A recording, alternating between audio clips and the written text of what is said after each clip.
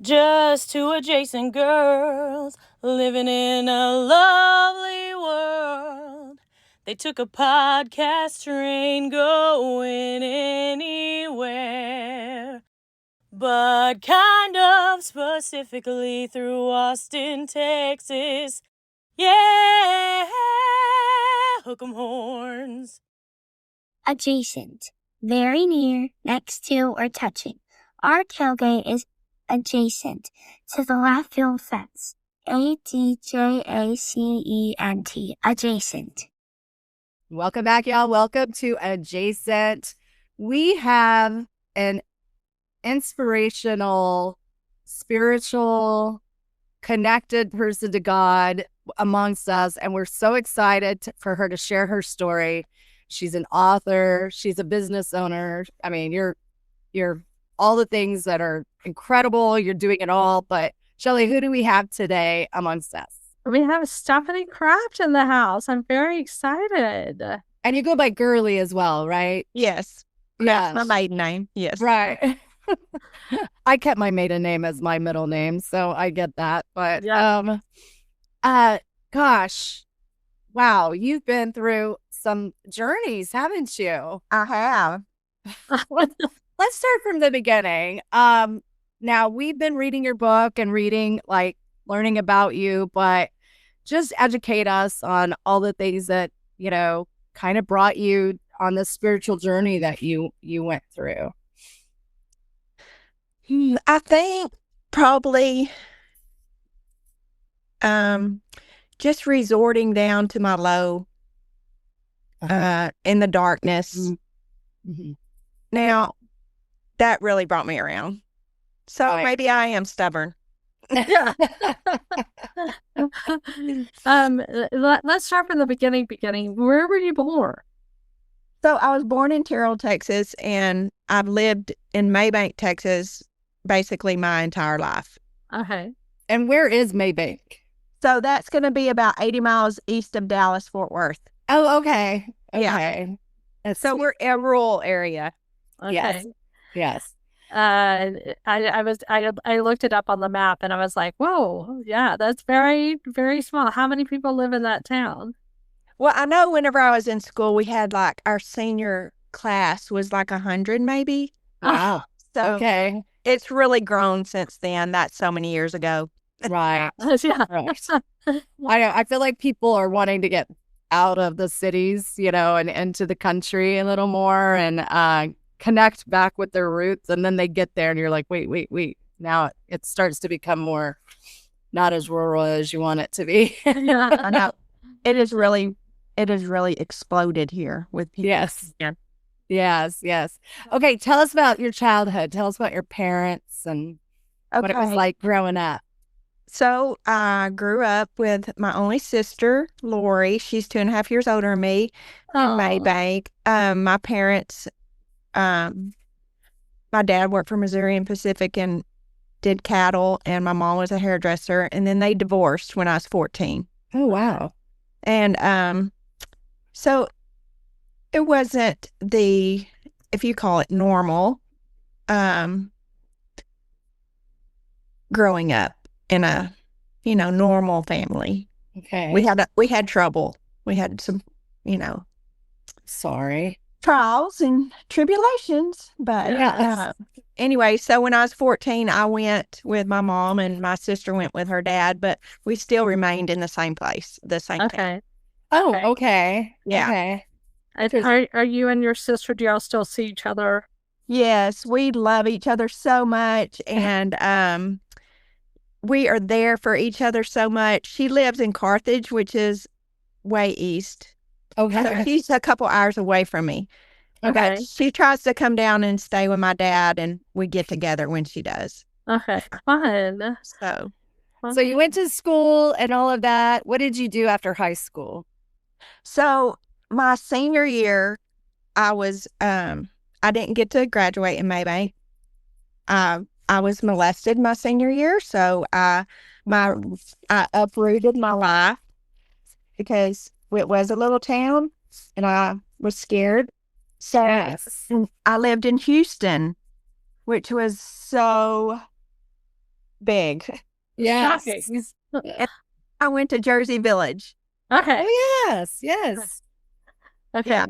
Our brother was a educator in Jersey Village. Mm-hmm. And so it's like I was trying to figure out how I connected with you.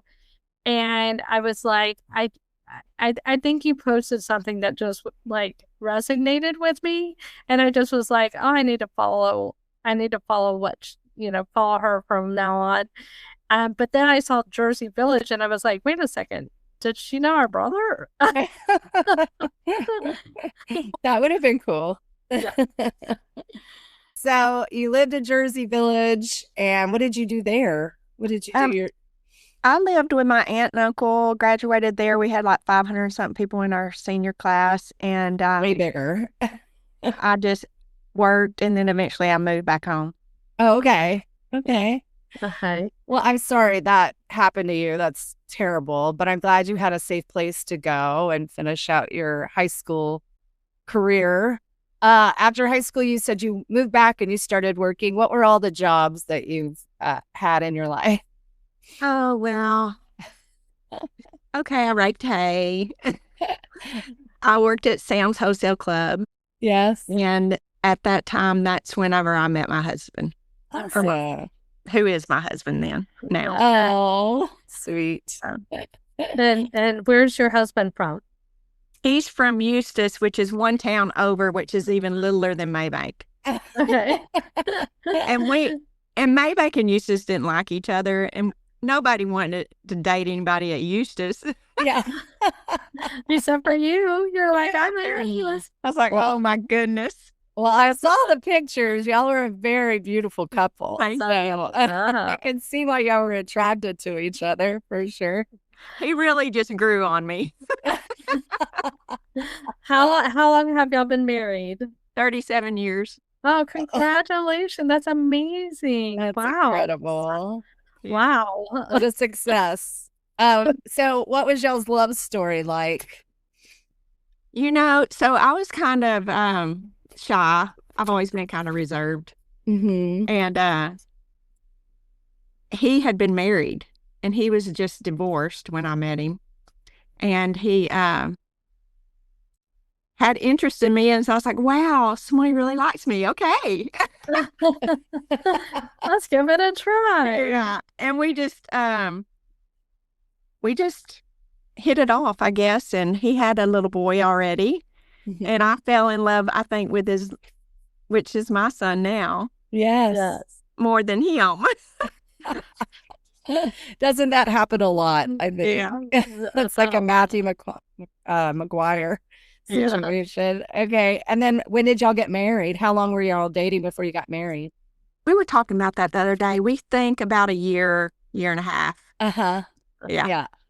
Well, Wow. nice. And Yeah, I then you love set that. up home in your town. Yes. And do y'all Yeah. live on a farm or a ranch as well? Or Yes, we do. Uh-huh. And We run I'm sorry, go ahead. a lot of cattle. Yes. So, and my husband's a workaholic because he loves to work. It's not because he has to. He enjoys working. Yes. Same. Yes. Shelly does too. Yeah. I love it. I wish I had that drive. Well, you I did for 30 years and then I'm like retired and I'm like, I don't want to do it anymore. I'm so tired. yeah. you have a lot on your plate too, though. I mean, Yes. tell us about how you got involved. Well, I mean, raising kids. Did y'all have kids together or just raise? Yes. So, we had Brandon, the oldest, which was his, and then I finally got to adopt him as an adult. Oh, And so it was just in 2021 or 2, I adopted him. Oh how my lovely. gosh. I love that. I bet that And- meant so much to him. Yes, it meant so much to me too. I wish I could have Yes. adopted him in the beginning, but Yes. that wasn't in the cards. But and then we had Leah, my oldest daughter, Mm-hmm. and then we had Clay, and then we had Haley, and now it's like 2 sets because of my illness. Mm-hmm. yes. So Yeah. Wow. Yeah. So when did you have your illness, which was a brain tumor. And can you tell us about that? Yeah, so apparently I was born with a brain tumor. Okay. And so when Leah, my first natural birth, when she was 6 months old, I started getting sick. Okay. So now, mind you, that we hadn't been married that long, right. a year and a half, maybe. Yes. And we're young. I was 24 when I started getting sick, I was about 22. Okay. And I started feeling funny in my stomach, like you're riding a roller coaster. Uh-huh. Anyway, and it evolved from that to eventually passing out. And for 3 years, I went to the doctor, and I'd go this doctor, that doctor, and you know how a doctor say, well, it's probably your hormones, or everybody had their own kind of diagnosis, but never really went into detail of trying to find out what was wrong. Right. Wow. So 3 years later, one of my best friends that I grew up with, her mom took me to a doctor, and she was going to help find what's wrong with me, because she was like a mom to me, and I would stay with them in high school when my parents were divorced, and she was basically a guardian for me. Wow. So anyway, I went into the ER one night. My mom took me, dropped me off, and they did an MRI, and I had a brain tumor. Nobody was there but me. You were by yourself when you found out. Yes. Yeah. That is so hard to get that prognosis. And where was the brain tumor located? It was located on my right temporal lobe. Mm-hmm. And it was obviously growing. Yes, it was growing, and it was developing tentacles. Oh, right. Mm-hmm. Okay. So it had two. So when they got in there, it was like the size of a walnut, and then it had the two tentacles like a size of raisins. Wow. And it was growing, and that's why I was continuing getting worse. Right. And passing out. And was it the birth of Leah? Not that it's her fault, but maybe the hormones that it catapulted it to grow, right? Exactly. Yeah. Exactly. And you didn't know your whole life that you had it at all. There was no other signs. Okay. So other than being naive and probably low vocabulary, I didn't do great in school, but after the fact, I looked back at my childhood, and I remember being in my little twin bed with my footy pajamas on, and I would think in the night that I was stretching and couldn't stop. And I realized now I was having seizures. Oh, yes. But when you're a little kid, how do you know? Yeah. Exactly. Yeah. And I didn't go say, Mommy or Daddy, something's wrong. I just God, I wish these stretches would quit. Oh, wow. Isn't that interesting? Yeah. It is very bizarre. Yeah. Wow. And so in a state of rest, your body would trigger a seizure. That is, man, scary. And seizures, I don't know. I've heard that. Don't quote me, but at night, you have seizures when when your body's at rest. Yeah. Some people have it when they're very, have high energy, like very stimulated. Yeah, very stimulated. And then some when at rest. And it's that's so interesting. Oh my gosh, how scary. How scary. And so what was the journey of, treatment and treatment? And, Well, so I didn't have to have chemo or radiation. I was very fortunate. Diane and Alan, those parents that I told you got me the doctor. They went through everything and got me the best world's neurosurgeon, which happened to be in Dallas. Wow. So they did brain surgery. So they did brain surgery on November 19th, 1992. And I will always remember that because I was about to graduate Court Reporting Institute of Dallas. I had one test left anyway. And then I was in the hospital, I believe, 7 days afterwards. And they got the results back. It was benign.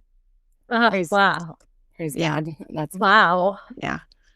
So it took a few years after that, though, for me to get well. right. Because you had to go through rehab and I learned to walk straight again and get my balance back and get over having seizures from the brain surgery. Wow. Yes. You wow. know, the healing process. Yeah. Wow. What a long journey. Long journey. Was there any talk of like this was genetics or like triggered by something in the environment or just? No, just that I was most likely born with it, and that was it. Okay. Wow. But That's crazy. yeah. And so, okay, you get through this and what happens to your life after? Well, this is whenever I really decided to quit being selfish and live for the Lord. Okay. Yes. And so my life did a 360. Okay. Yeah. Did you feel like you were given like a second chance in life? And so, I did. Mhm. So one impression I had was, like I told my husband, this journey wasn't easy. Those 3 years after were really bad.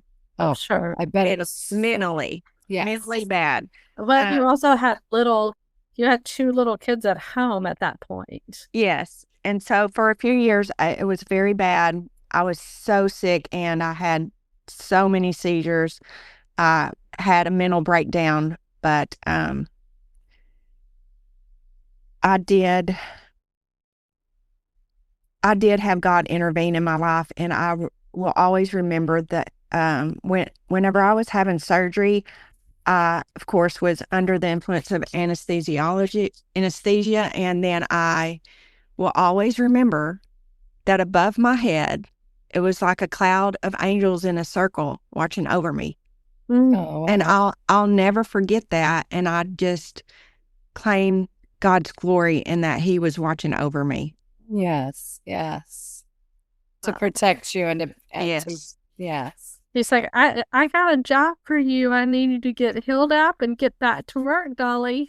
Yes, that's right. He's like, I got a project for you. So it sent you through a transformation. You said you stopped being selfish. Yes. What do you mean selfish? What did that look like in your life? So I feel like, I think we have a world of selfishness, but it's that we're just worried about ourselves today. What am I going to do today? I want to go to college, and we never reflect on what God wants for us. Mm-hmm. You know, we're not speaking to God. We're not giving Him glory. I mean, our life is His.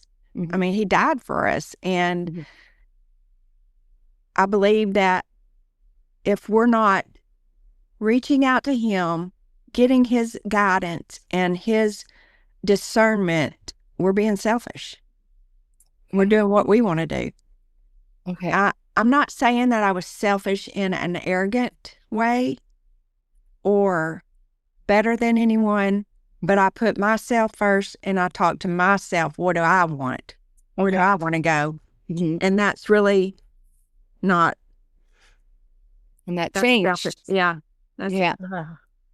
And so how has that changed your life since you changed the narrative and you're seeking God, and it's like what's happened to your life since that happened? I have a lot of joy in my life. I think about everybody else first. I seek God for all I do. Pray with confidence. I'm more bolder, and I appreciate things. Mm-hmm. And I want to tell everybody, you don't have to live like I did. Oh, There's so great. There's so much greatness you can do. God created everybody to be something. right. And when we're living a selfish life, we're not going to find that. Okay. Yeah. Wow. Oh man. And then after all of this journey, you had 2 more kids. Yes. Oh. And so That's you're incredible. yeah, and you said before and after when you were talking about your kids, what does that mean to you? How does that resonate to you? Like your 2 groups, kind of. So my first 2, Mm-hmm. I feel like had it harder than my last 2. Mm-hmm. My last 2 are more rotten.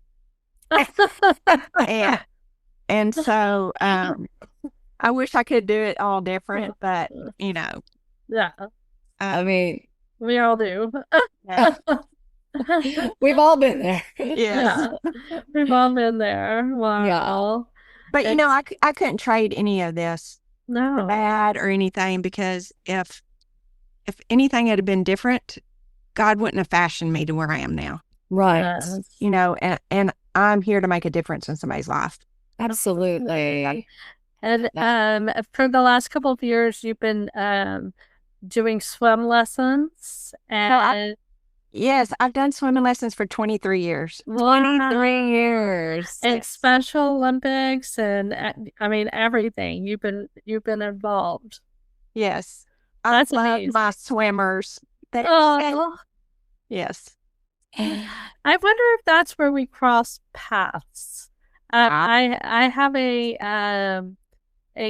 son with autism, and he's a big swimmer, and I wonder if somebody heard about your book, during like the big Special Olympics swimming meets and stuff. And Yeah, I don't know.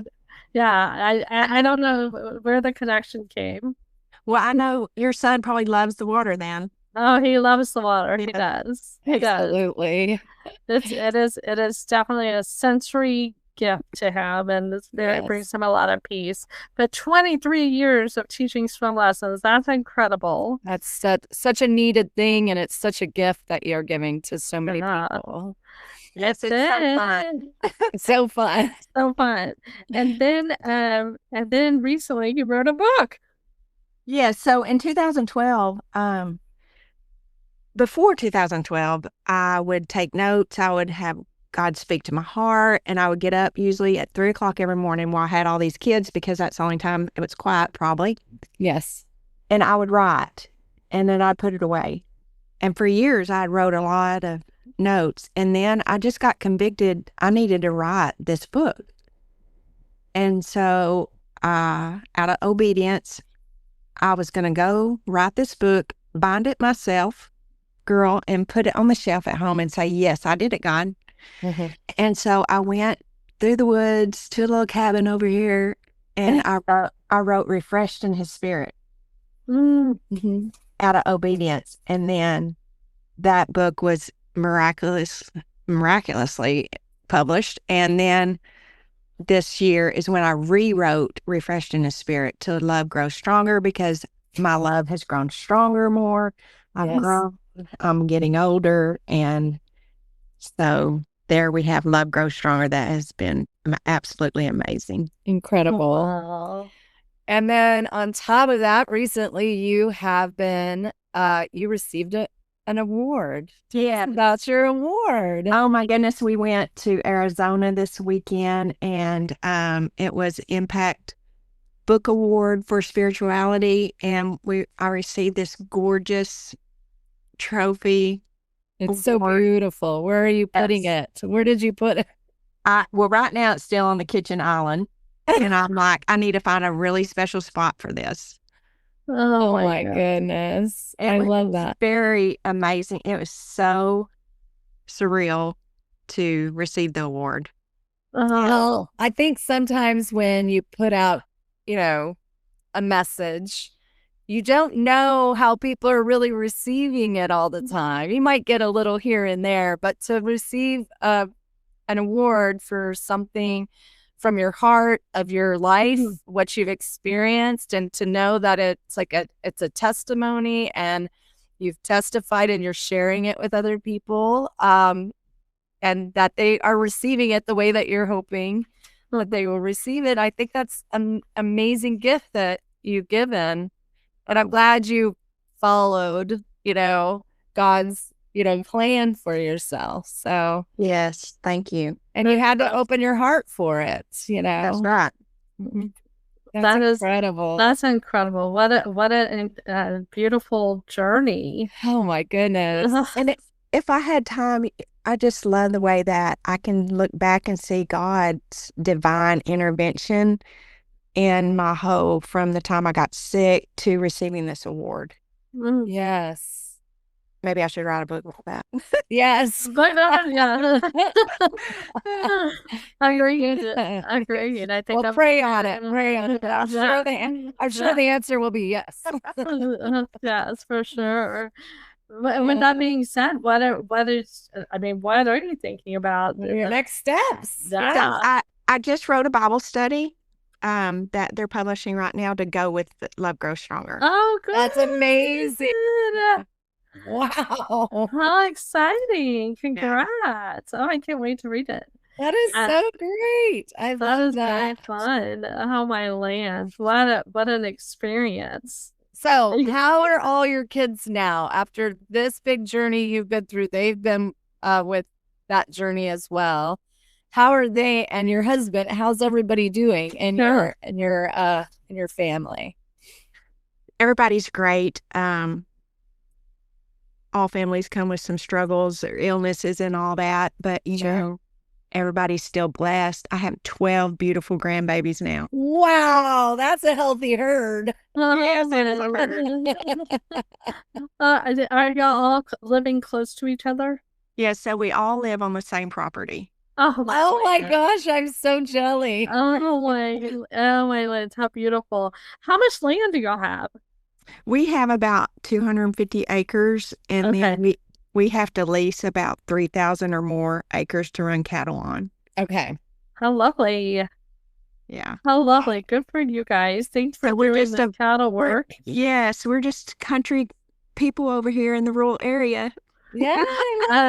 How many animals aside from the cattle? What other animals do you have on property? Horses, mules, dogs. That's about it. That's perfect. Are y'all homesteading? Do y'all have a good garden going? And we do. We do have a garden. Hopefully, my youngest daughter's going to take care of that because she really wanted it, and I'm going to be doing swimming lessons, so I'm not going to be having time to be shelling peas. Right. That's awesome. That's a good while your swimsuit's drying, everybody, y'all need to shell some peas. I seriously had moms shelling peas on my back porch before. Oh, I bet it was such a wonderful thing for them. Yeah. Slow down, shell some peas, talk and gossip, and hang out with each other. That sounds like a lovely retreat. Yes.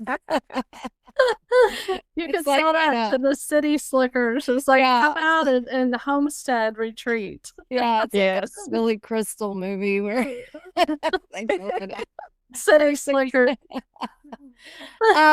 Wow, you are so inspirational. Thank you for publishing this book. I can't wait for the Bible study.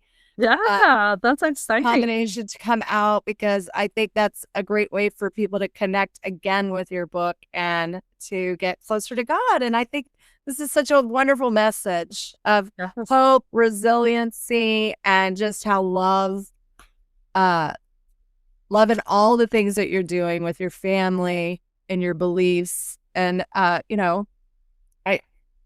I'm so inspired by you. Well, the constant reminder to lean in to God is like, I felt like we had, growing up, like we had whatever 50 asks in our life where we could ask God for guidance or support or what have you. And I didn't want to use them up. I was very mindful of the ask. I was like, no, I don't want to bother him with this one. Hold on. I know he's busy.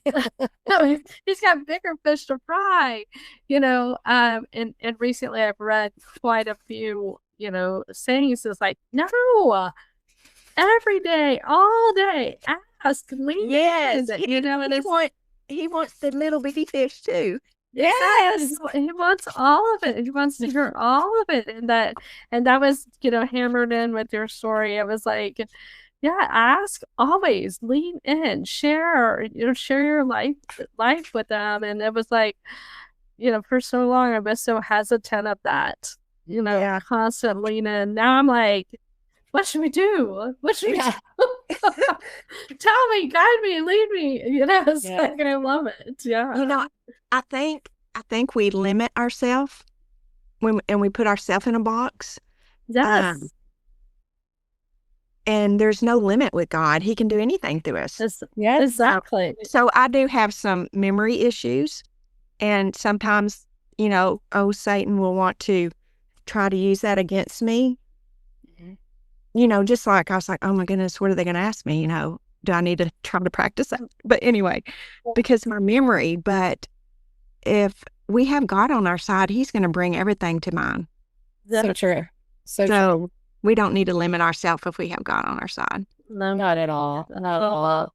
It's just like a parent. You want your kids to come to you with any of their worries, any of their needs, any of their celebrations. Exactly. The small things, the small, the good, the bad, the ugly. Yeah. That's what you want. Just think of it like that. Like, you want them to share everything with you. So it's the same relationship. It is, exactly. What if they didn't share with you or come to you when they were in desperate need? How horrible. Agreed. And if you don't teach your kids to come to you with the small things, why would they come to you with the big things? Exactly. Yeah, such a good point. But this is an incredible interview. Thank you for sharing your time with us. What a blessing you've been to us, and I hope that our listeners will enjoy this as, a unique adventure through someone who's been down in the depths but has risen above it all. And so, yes, thank you so much for interviewing. Well, how do people get in touch with you? How do they order your book? What's the best way for them to do that? So it's on Amazon. They can order and leave reviews, please. That helps so much. And StephanieGurleyAuthor.com. Okay. Awesome. That's it. And you're on and Instagram. on Facebook. Okay. Are you on Instagram? I am, but I haven't figured that out yet. I know, it's so hard. It's It's not for us old folks. Yes. Yeah. Whatever. Is Amazon the best way for them to order? Is that I think so. Okay. Yeah, so. Awesome. Thank you so much, Stephanie. Thank you all so much. What a gift. It's a pleasure to meet you. It was a gift for us. Yeah. It's like a phone tag for ever. That's okay. And when your workbook comes out, please shoot me a message so we can share it. And don't hesitate to tag us on everything that you're sharing out social. So, all right. Texas. Yeehaw!